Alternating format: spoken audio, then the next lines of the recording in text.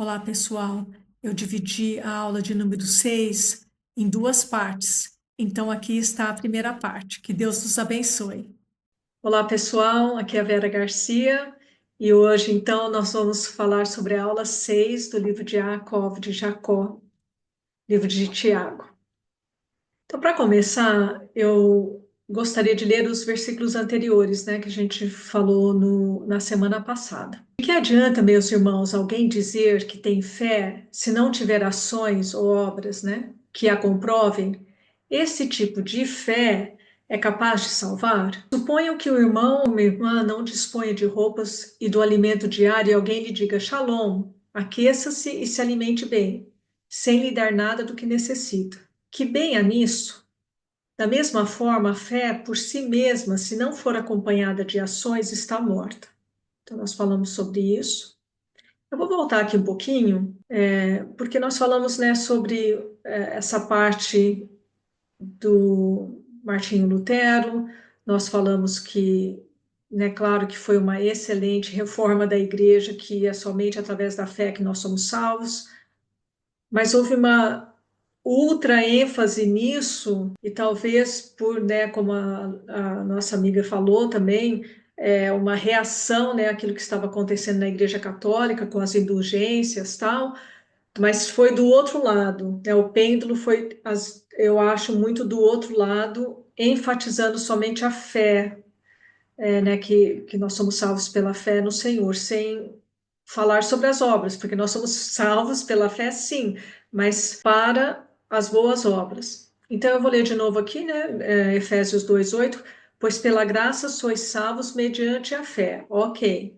E isso não é de vós mesmos, isso é dom de Deus, não de obras para que nenhum homem se glorie, porque somos feitura sua, criados em Cristo Jesus para as boas obras, as quais Deus estabeleceu que andássemos nelas. Então, aqui novamente, né, falando, interessante, né, esse versículo falando sobre nós somos feitos à imagem e semelhança do Senhor, criados em Cristo como nova criatura também, para essas boas obras. Então, é bem claro, né, o Yaakov não está contradizendo isso, nós vamos ver mais adiante que parece que ele está super contradizendo isso, mas ele não está. Então, mas se uma pessoa só fala, fé, fé, fé, e não faz nada, não há evidência da sua salvação. E aí entra muitos, eu sei que entra muitos debates, tal, se a pessoa uma vez salva, sempre salva. Eu não quero nem entrar nesses debates, mas só para a gente ter em mente que quando aparentemente nas escrituras há uma contradição, é porque a gente não está entendendo bem. Eu sempre falo isso. Eu sempre falo isso para Deus, olha, Senhor, aqui não tá batendo do jeito que eu vejo. Então me mostra qual é a a ligação aí, é uma aparente contradição, mas não é uma contradição. Aí nós falamos, né, em contraste também, Tiago com Paulo, né? Portanto, concluímos que o homem é justificado pela fé sem as obras da lei. Aí entra a tradução do David Stern, né? Que é uma tradução parafraseada, por assim dizer, que ele vai explicar isso tudo. Então, o mesmo versículo fica quase 3 vezes maior, né? Portanto, afirmamos o conceito de que a pessoa deve ser considerada justa por Deus com base na confiança. Ele nem usa a palavra fé, porque a fé ele fala que é só uma coisa mental. Essa confiança, quando você confia em alguém, você sabe quem aquela pessoa é. Então você está confiando nela, como aquela emuná que nós falamos no primeiro, acho que na segunda aula, que essa emuná, a fé em hebraico, né, significa que nós conhecemos a Deus e sabemos o que ele faz. Fala e faz é ponto final. Então é conhecer essa confiança, é conhecer a ele, né? Então olha só o jeito que ele fala esse versículo. Portanto, afirmamos o conceito de que a pessoa deve ser considerada justa por Deus com base na confiança, que nada tem em comum com a guarda legalista dos mandamentos da Torá. Por que ele usa todo esse palavreado? Por causa do contexto. A gente vai falar mais sobre esse contexto lá para frente. Então, nós vamos continuar aqui em Tiago 2:18 a 20. Mas alguém dirá que você tem fé e eu tenho ações concretas. Mostre-me essa sua fé sem atos, e eu lhe mostrarei minha fé por intermédio das minhas ações. Você crê que Deus é um? Que vantagem há nisso? Os demônios creem nisso também. Esse pensamento os faz tremer de medo. Entretanto, o insensato quer certificar-se de que a fé sem ações concretas é estéril. Então, ele está fazendo um debate, né, consigo mesmo aí, com uma pessoa imaginária que está falando que né, eu não preciso fazer as coisas, só preciso ter fé. Isso é uma coisa muito interessante o que ele falou. Você crê que Deus é um? Está subentendido nessa declaração de que o Jacob, o Jacó, está se referindo ao Shema. O Shema é: ouve Israel, o Senhor nosso Deus é o único Senhor. Shema Israel, o reino Adonai Echad. Essa é assim a declaração principal, a maior, o pilar do judaísmo. Deus é um só. Por isso que a gente fala que a gente tem uma religião monoteísta. Apesar de que, para os judeus, nós não temos uma religião monoteísta, porque a gente fala de três pessoas, né? Deus Pai, Deus Filho, Deus Espírito Santo, e a gente, inclusive, usa essa terminologia na teologia, né? Três pessoas. E os católicos, né, que muitos e muitos pintores famosos, eu nem coloquei aqui, poderia ter colocado, né? Então mostra o Espírito Santo como uma pomba, e Yeshua e Deus. Então são três deuses para eles, né? Eles veem assim, porque a gente fala assim, a Igreja Católica mostra assim, como se fosse três deuses. Então, para eles, para um judeu, é muito difícil olhar para o cristianismo e falar que é uma religião monoteísta, apesar de que eles compreendem e até falam sobre isso, que nasceu, né, é o judaico-cristã, por quê? Porque nasceu do judaísmo, tá? Mas é muito interessante isso. Então, o Shema é a principal declaração do judaísmo, né? E a declaração completa é essa: ouve Israel, Adonai é nosso Deus, Adonai é um, bendito seja o nome da glória de seu reino para toda a eternidade. Essa segunda parte pode ser traduzida de várias formas. Bendito seja o seu nome, a tua glória, o teu reino, ou bendito seja o teu glorioso reino. Então, ele pode ser traduzido de várias formas, tá? Agora eu vou colocar esse menino cantando para vocês ouvirem. Eu achei legal essa rendição do chamar. Shema Israel, Adonai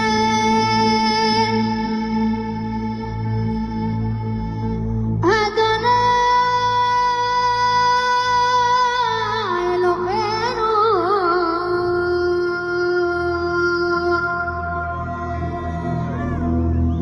Adonai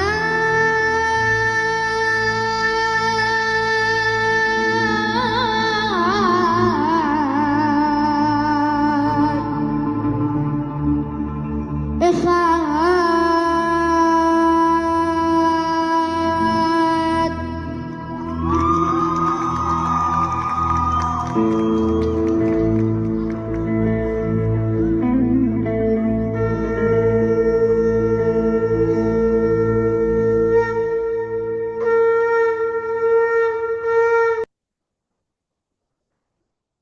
Shema Achei muito bonito essa rendição do chamar. Chamar Israel, Adonai Eloheinu, Adonai Echad. Esse que eu vou falar agora, vocês não viram isso nesse vídeo. Quando os judeus recitam essa oração, geralmente eles se voltam para Jerusalém. Se eles estiverem em Jerusalém, eles se voltam para o Cotel, que é o Muro das Lamentações. Por que isso? Porque quando Samuel dedicou o templo que ele havia construído ao Senhor, ele falou: se o seu povo, quando te desobedecer e foi expulsado da terra, e eles se voltarem para Jerusalém, clamarem ao teu nome, se arrependerem, que o Senhor ouça as orações dele. Então, aonde quer que um judeu esteja no mundo, geralmente eles se viram para Jerusalém. Por que que eu disse que no vídeo não tem? Porque os soldados, provavelmente a maioria deles seculares, estavam gravando o menino falando, né? Mas o menino com certeza estava voltado para Jerusalém. E eu não sei se vocês vocês provavelmente não perceberam, mas havia uma soldado que estava ali pertinho dele, ela colocou a mão direita na cabeça, que alguns fazem isso, né? Cobrem a sua cabeça quando falam chamar. Enfim, são as tradições, tá? É só para vocês saberem. Por que eu estou falando sobre isso? Porque imediatamente, quando Yaakov falou, vocês acham que Deus é um, tudo isso já está subentendido na cabeça de um judeu. Daniel também fez isso, né? Se voltar para Jerusalém. Daniel, pois, quando soube que a escritura estava assinada sobre ter que se curvar, né, diante do rei, entrou em sua casa e em cima, no seu quarto, onde havia janelas abertas do lado de Jerusalém, 3 vezes por dia se punha de joelho e orava, e dava graças diante do seu Deus, como costumava fazer. Então, isso é algo que acontece desde esse tempo. Agora, nas sinagogas, tem uma arca, né, geralmente de madeira mesmo, é como um armário grande assim, né, que chama arca, que é o nome dado à caixa, onde se colocam a Torá, e elas são sempre voltadas para Jerusalém. Então, por exemplo, ó, eu tirei aqui umas fotos, coloquei aqui umas fotos da sinagoga do Porto. Então, aqui é a frente da congregação, né? E aqui esse é o mesmo lugar, né? Aqui dentro, essa é a arca aqui, e aqui estão os pergaminhos da Torá. Então, quando eles tiram, né, o pergaminho, aqui é onde eles leem, né? Então, as pessoas se levantam e se voltam para essa direção, que é Jerusalém. Isso acontece em toda a sinagoga, no mundo inteiro. Essa palavra ela é super importante, é errad, em hebraico. É a mesma palavra, né? O Senhor é um, que lá de Deuteronômio, de Números, desculpa, a palavra errado é a mesma usada em Gênesis 2:24, quando fala: por isso deixa o homem pai e mãe e se une à sua mulher, tornando-se os dois uma só carne, basar errado. Por que isso é importante? Porque o errado, ele pode ser uma unicidade composta, que nem um casal, são duas pessoas só que se unem e se tornam uma só, são duas pessoas ainda de sexos diferentes, né? Que se torna ainda muito mais poderoso isso. Então, esse conceito de que Deus é um, ele tem a abertura para se pensar numa unidade composta. Estou falando isso, obviamente, por causa de Yeshua, né, de Jesus. Quando Deus disse, então, lá, façamos o homem, 26, ou desçamos e confundamos ali a sua linguagem, não usa a palavra errado, mas é um errado composto, porque ele está falando no plural, ele não falou no singular. Vou fazer o homem, né? Vamos desçamos e confundamos ali a sua linguagem, obviamente está falando da Torre de Babel, né, em Gênesis 11. Então, quando os judeus falam assim, mas tem né, como eu falei lá agora há pouco, que o cristianismo tem três deuses. Há uma maneira de se apresentar Yeshua sendo um com o Pai, sendo aquele que se esvaziou da sua glória, mas ele é um com o Pai, que é um errado, mas são dois, mas não são, porque eles são tão um, né? Que obviamente fala que Yeshua orou para o Pai, ele ia e meditava sobre. Então, obviamente, há um ser separado, vamos assim dizer, mas para Deus é uma coisa só, é o errado. Isso é muito importante. Para a gente também entender isso, porque senão a gente está crendo em algo que não faz sentido, não bate. Lembra que a gente falou que tudo tem que bater com a Torá, com os profetas e com os escritos? Senão não bate, aí é uma heresia. Mas não é o caso, como a gente sabe, graças a Deus. É maravilhoso, aliás, né? Ver essa união, essa unicidade entre Yeshua e o Pai. Eu e o Pai somos um. E, aliás, aquela oração dele, né, para que nós sejamos assim, para que o mundo veja que ele enviou o seu filho. Uau! Que Deus nos dê essa graça. O Shema também é sempre acompanhado pela Ve'ahavta, que quer dizer, né, amarás. Então, recita, né, Shema Israel, Adonai Eloheinu, Adonai Echad, Baruch Shem Kevod Malchuto Leolam Vaed. Então, ouve Israel, o Senhor nosso Deus é um. E a segunda parte é: bendito seja o seu nome e o seu glorioso reino para sempre. E logo depois eles recitam a Veia Rafta, que é e amarás. Então, amarás, pois, o Senhor teu Deus de todo o teu coração, e de toda a tua alma, e de toda a tua força. Estas palavras que hoje te ordeno estarão no teu coração. Tu as inculcarás a teus filhos, e delas falarás assentado em tua casa, e andando pelo caminho, ao deitar-se e ao levantar-se. Também as atarás como sinal na tua mão, e te serão por frontal entre os olhos, e as escreverás nos umbrais de tua casa e nas tuas portas.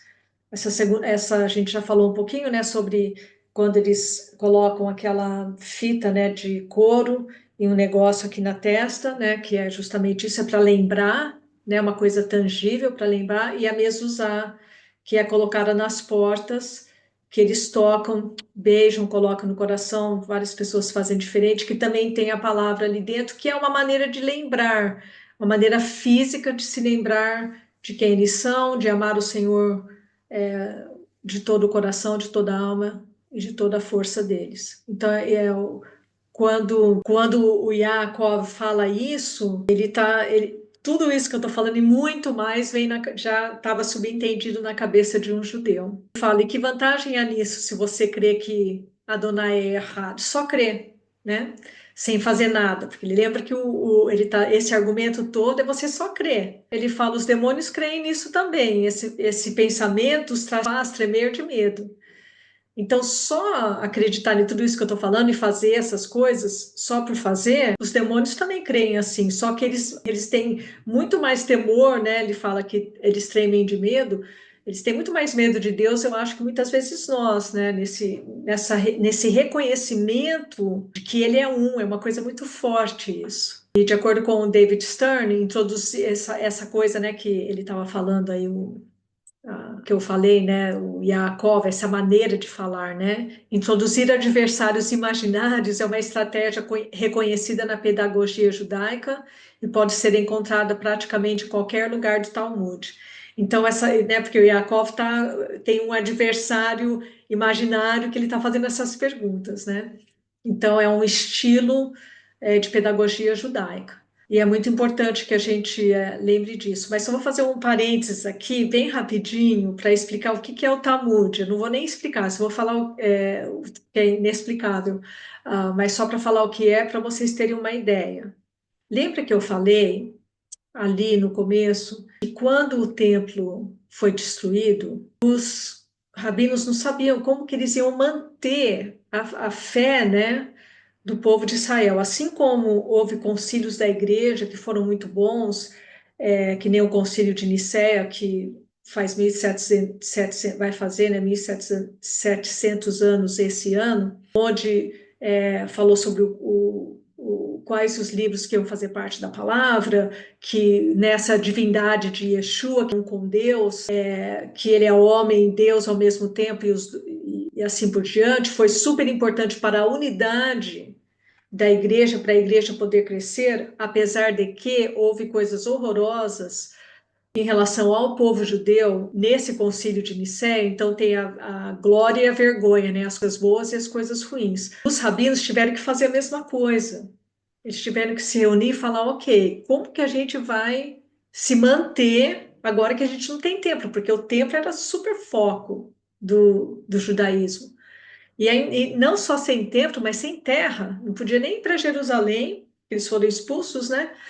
Ficaram alguns, sempre houve uma presença judaica, sempre em Israel, sempre, mas foi muito pequena. A maioria foi expulso, foi levado cativo, foi levado como escravo para o mundo inteiro. E aí, o que a gente vai fazer? Então, eles se reuniram numa cidade chamada Yavne e eles fizeram várias determinações. E uma delas foram codificadas através do Talmud. Eu vou explicar só um pouquinho isso para vocês. Então, isso aqui é bem preliminar, tá? Porque nem eu conheço muito também. Mas o que eles fizeram? Vamos fazer um jeito que nós possamos andar juntos, uma maneira de nos expressarmos de adoração a Deus. Agora que não tem, né? Como eu falei, não tem tempo, não tem derramamento de sangue. Então, o que a gente vai fazer? A gente vai orar, a gente vai fazer de tzedaká, a gente vai se reunir e assim por diante. E eles usavam e o Talmud foi compilado dessa forma também, com esses ensinamentos dos rabinos. Então, o Talmud é uma das obras centrais do judaísmo rabínico. Isso que quer dizer, os rabinos decidiam as coisas e eles, né, eles estudam a Bíblia, e aí se tem alguma coisa nova, como eu falei antes, né, eles decidem como que isso vai ser traduzido, vamos assim dizer, para o nosso dia a dia. Está baseado na Torá? Está baseado nos profetas? Está baseado nos escritos? Então, até hoje isso acontece. Mas por isso que é chamado o judaísmo rabínico. Por exemplo, na minha sinagoga, que eu fazia parte lá nos Estados Unidos, quando a gente tinha oportunidade que a gente compartilhava de alimentação, a gente falava, ok, vocês, por favor, tragam uma comida kasher bíblica. Por que a gente fazia essa diferenciação? Kasher de acordo com Levíticos 11, o que é considerado comida e o que não é considerado comida, tá? Então, o que é considerado comida é considerado kasher. Por que a gente fazia essa distinção entre o kasher bíblico e o rabínico? Porque o rabínico, eles vão adicionando umas coisas que no fim não tem nada a ver uma coisa com outra. Por exemplo, toda cozinha de uma família judaica ortodoxa, ela tem um lado para as coisas de carne e outro lado para as coisas de leite, porque tem um versículo que fala: não cozinharás o cabrito no leite da sua mãe. Aí eles colocaram um monte de regulamentos para nem chegar nesse ponto. E aí chegaram nesse regulamento que você não pode comer carne e leite, coisa rabínica, tá? Então, por exemplo, se a gente quisesse levar sei lá, uma comida que tem queijo e carne junto, não tinha problema nenhum na nossa sinagoga, porque a gente só observava o kasher bíblico, ok? Isso espero que não, é que eu sou muito detalhada, eu gosto de falar dessas coisas, mas espero que não seja muita coisa para vocês.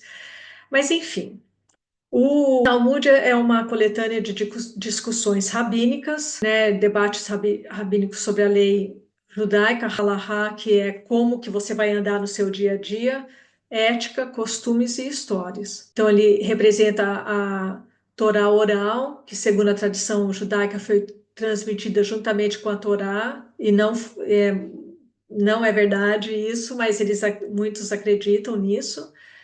E o Talmud é composto por duas partes, a Mishnah, que é um compêndio de escrito da lei oral judaica, e a Gemara, uma análise e comentário da Mishnah. Tá? Então, é isso que é o Talmud, são todas essas coisas. E existem, assim, é volumoso, tá? É bem volumoso o negócio. Existem duas versões principais de Talmud, o Talmud de Jerusalém e o Talmud da Babilônia, segundo o último mais amplamente estudado e influente, essa da Babilônia. Isso é só para vocês saberem que existe isso. Então, vamos voltar para o texto. Que vantagem há nisso, que você crê que Deus é um?